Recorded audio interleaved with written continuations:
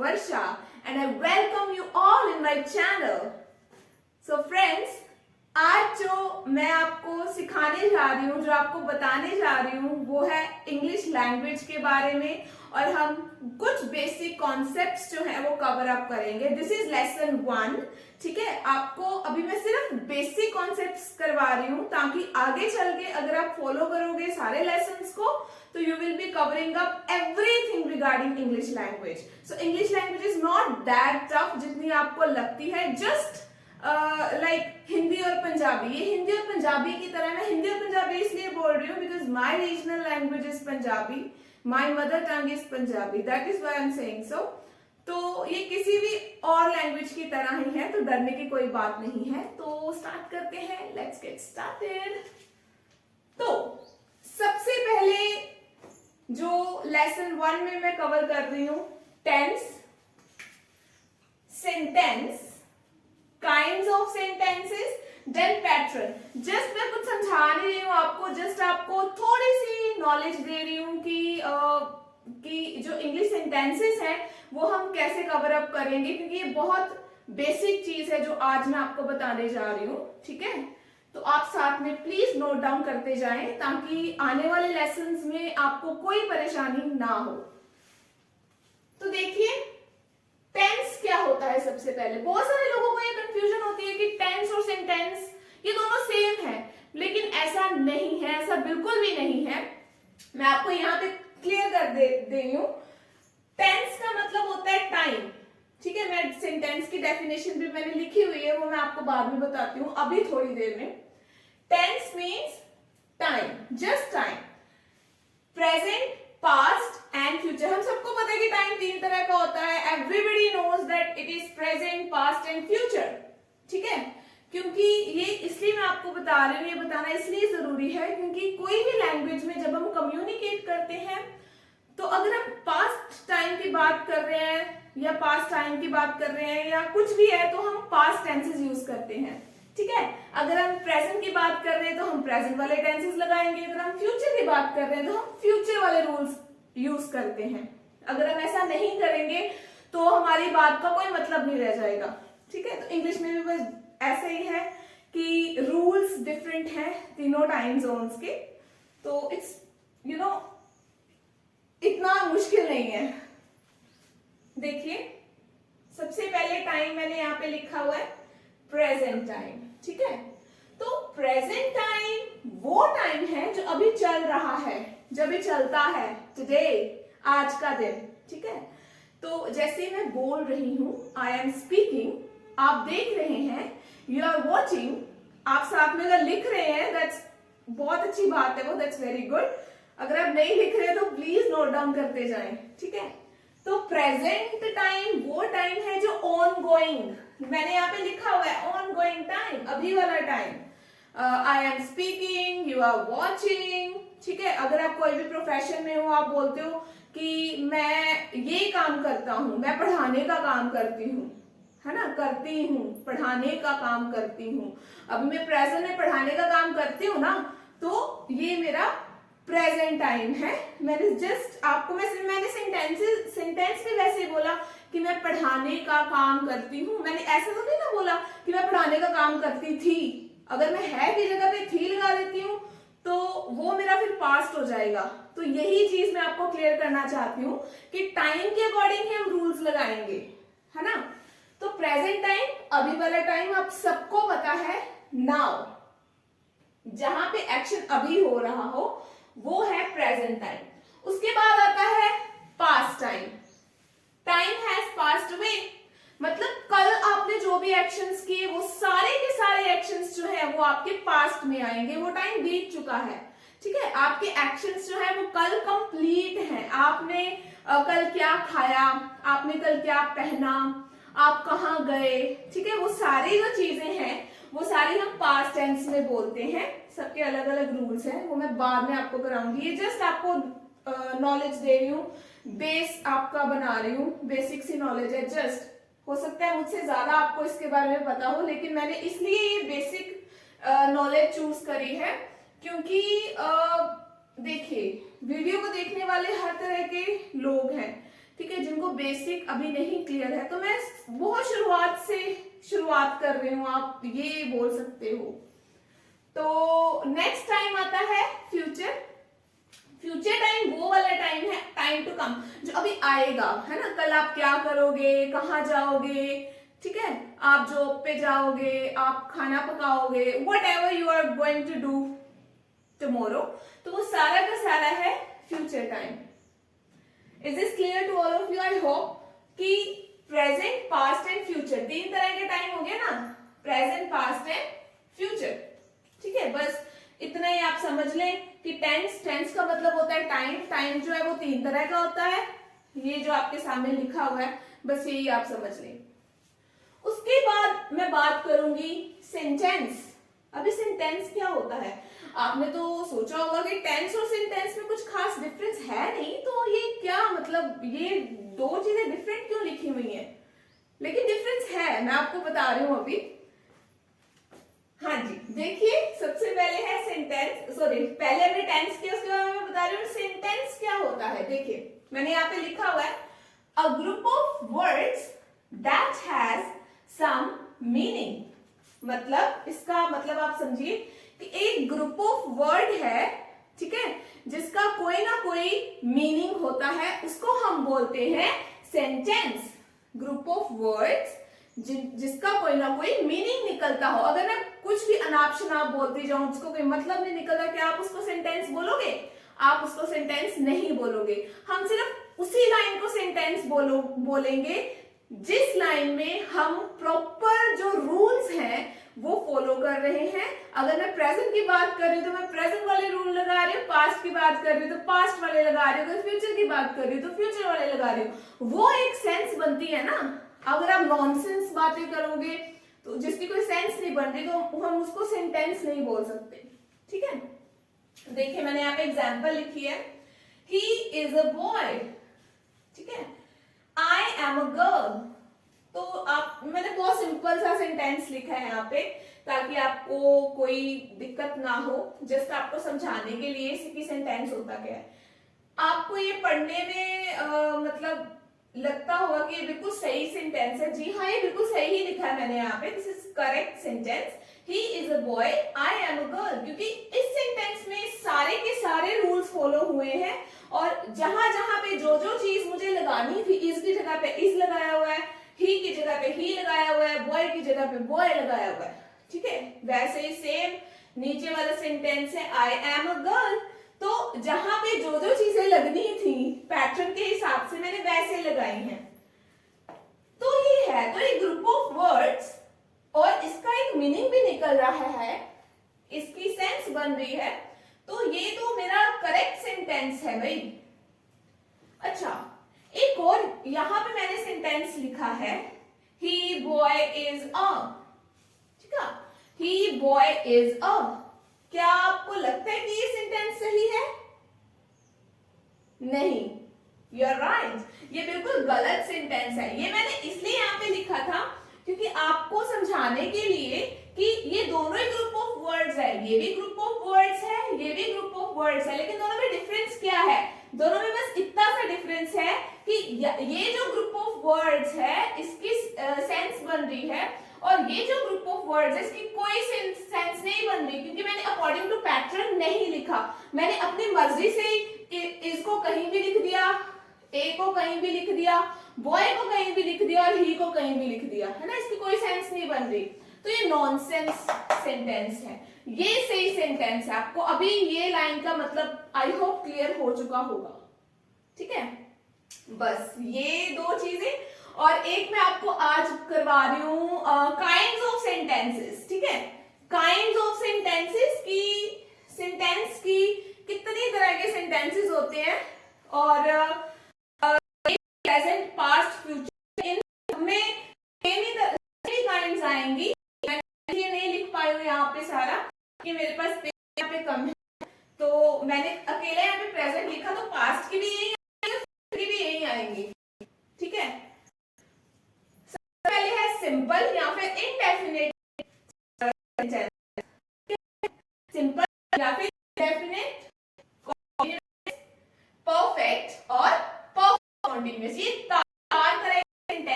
जाते हैं, ठीक है। जैसे प्रेजेंट, प्रेजेंट कॉन्टिन्यूअस, ऐसे प्रेजेंट कॉन्टिन्यूअस, वैसे past, past continuous, past perfect और पास्ट कॉन्टिन्यूअस।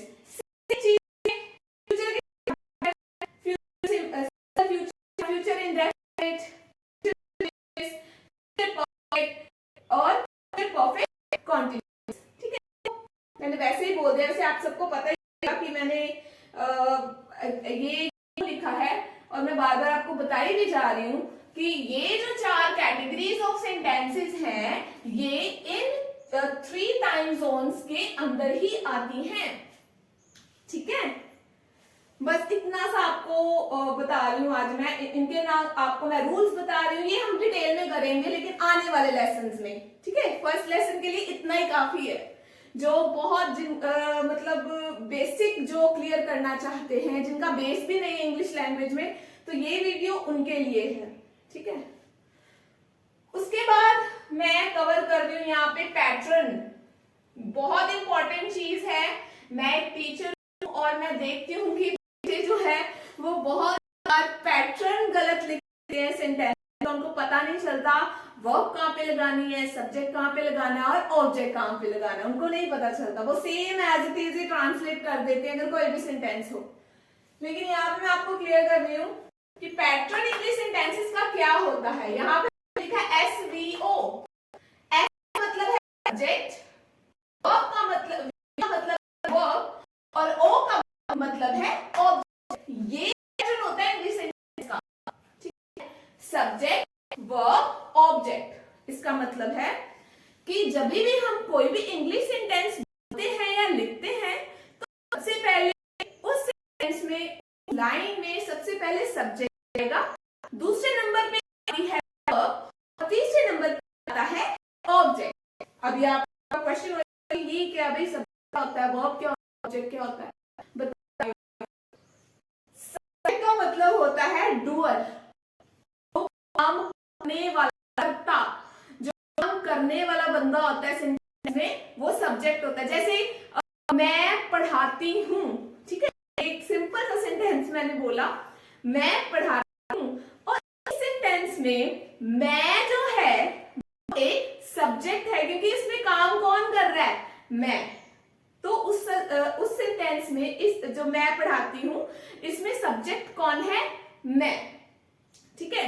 अभी दूसरे नंबर पे वर्ब, काम कौन सा हो रहा है वहां पे, पढ़ाने का, है ना, पढ़ाती हूँ, आई टीच। ऑब्जेक्ट कोई है नहीं। अगर मैं बोलती कि मैं इंग्लिश पढ़ाती हूं तो मैंने बोलना था आई टीच इंग्लिश, ठीक है।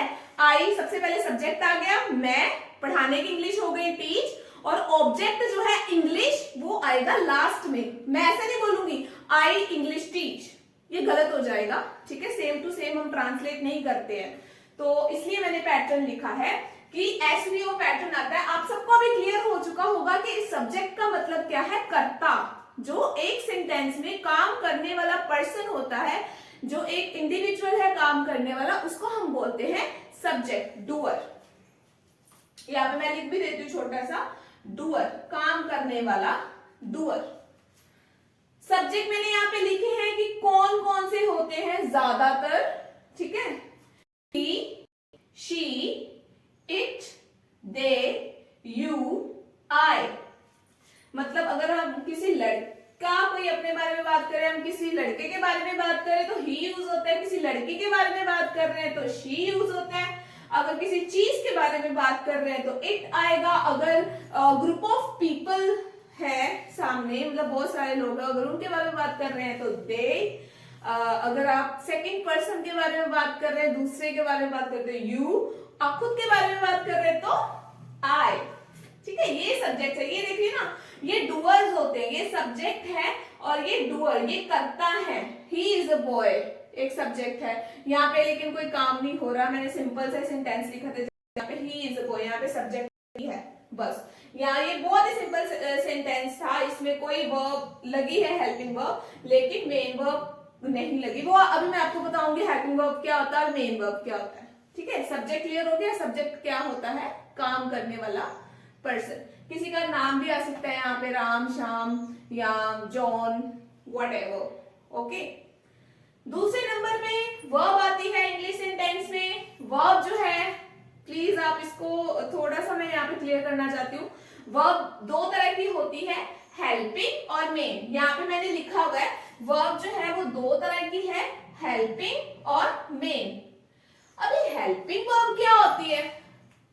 हेल्प्स टू मेक सेंटेंसेस, जो सेंटेंस बनाने में हेल्प करती है वो उसको हम बोलते हैं हेल्पिंग वर्ब। ठीक है, उसका खुद का कोई मीनिंग नहीं होता। जैसे इज, एम, आर, वाज, वर, और भी बहुत सारी यहाँ पे लिखी है, मैंने तकरीबन लिखी है, और भी बहुत सारी हैं।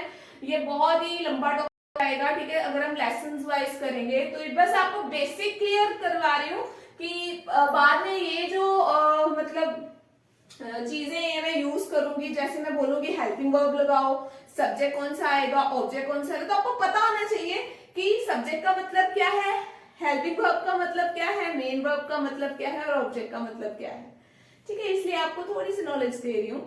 तो हेल्पिंग वर्ब होती है इज, एम, जिनका खुद कोई मीनिंग नहीं है, का कोई मीनिंग नहीं है, आर का कोई मीनिंग नहीं है, कोई मीनिंग नहीं है किसी का भी।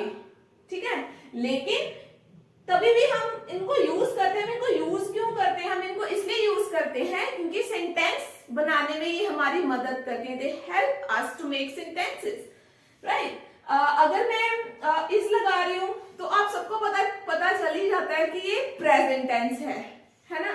अगर मैं वॉज लगा रही हूं, पास्ट टेंस है। अगर मैं विल लगा रही हूं तो फ्यूचर सेंटेंस है। ठीक है, तो ये बेसिक सी चीज आप सबको पता ही होता है, तो इसको इसलिए बोलते हैं हेल्पिंग वर्ब।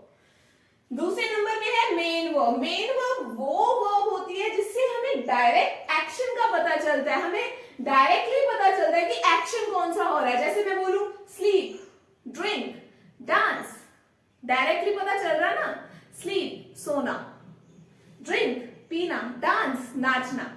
इनकी आगे थ्री फॉर्म्स होती हैं।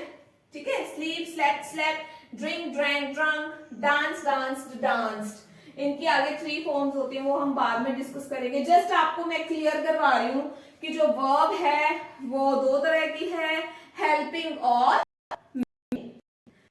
ये क्लियर है आपको? आई होप आप सबको क्लियर हो चुका होगा। उसके बाद जो आता है वो ऑब्जेक्ट है। ऑब्जेक्ट वो चीज होती है जिसके ऊपर काम हो रहा है। ये कुछ भी चीज हो सकती है। अगर हम नहीं भी ऑब्जेक्ट लगाते तभी भी हमारा सेंटेंस जो है वो कंप्लीट हो जाता है। जैसे मैंने आपको बताया था, मैं इंग्लिश पढ़ाती हूँ, मैं लिख ही देती हूँ यहाँ पे। ठीक है, ताकि आप सबको क्लियर हो जाए कि मैं मतलब क्या बताने की कोशिश कर रही हूँ। चलो ये रब कर देते हैं, जो मैंने इनकरेक्ट पैटर्न आपको बताया था, नीचे वाला भी रब हो गया। That's okay, we'll manage. जैसे मैंने यहाँ पे सेंटेंस लिखा, मैं पढ़ाती हूँ। ठीक है, ये मैंने सेंटेंस लिखा, तो इसको मैं ट्रांसलेट कर रही हूँ SVO पैटर्न में। मैं मतलब आई, पढ़ाने की इंग्लिश मतलब वी, वर्ब, टीच। ये तो सिंपल सेंटेंस है। यहाँ पे तो कोई ऑब्जेक्ट है ही नहीं, तो अगर मैंने अकेला भी लिखा मैं पढ़ाती हूँ, आई टीच, तो सेंटेंस बन रहा है ना, सेंस बन रही है। तो ये भी अपने आप में कंप्लीट सेंटेंस है। तो जरूरी नहीं है कि मैं यहाँ पे ऑब्जेक्ट लगाऊं। अगर मैं चाहूं तो मैं ऐड कर सकती हूँ ऑब्जेक्ट। जैसे मैं यहाँ पे लिखूं, अगर मैं सॉरी, मेरी हिंदी जो स्पेलिंग मिस्टेक अगर हो तो प्लीज पार्डन मी, क्योंकि मेरी हिंदी ऐसी ही है। मैं अंग्रेजी पढ़ाती हूं। चलो ये सेंटेंस बनाते हैं। अभी मैंने यहाँ पे एक और वर्ड ऐड करा, अंग्रेजी। ठीक है, तो लेट्स मेक दिस सेंटेंस। आई, अभी अंग्रेजी लिखूंगी मैं, यहाँ पे इंग्लिश लिखूंगी क्या? नहीं, वर्ब कौन सी आएगी? पढ़ानी, है ना, एसवीओ पैटर्न है ना। तो मैं दूसरे नंबर पे इंग्लिश नहीं लिखूंगी, सेम टू सेम ट्रांसलेट नहीं होता है, इसलिए मैंने आपको पैटर्न बताया। सबसे पहले मैंने सब्जेक्ट तो लिख दिया, दूसरे नंबर पे मैं वर्ब लिखूंगी जो कि है पढ़ाने का काम कर रही हूं ना। तो आई टीच, क्या पढ़ा रही हूं? इंग्लिश। ये मेरा ऑब्जेक्ट है, ये मेरा ऑब्जेक्ट था इंग्लिश जो मैंने लास्ट में लिखा, SVO हो गया ना। देखो सब्जेक्ट वर्ब ऑब्जेक्ट, मैं इंग्लिश दूसरे नंबर पे नहीं लिख सकती थी। तो आज जो हमने इतना काफी है, क्योंकि इंग्लिश अपने आप में एक बहुत अच्छी लैंग्वेज है, इसमें बहुत सारे टॉपिक हैं, अगर करवाने बैठूं तो धीरे करके हम करेंगे, आपको करने की कोई जरूरत नहीं, you don't have to worry about anything, ठीक है।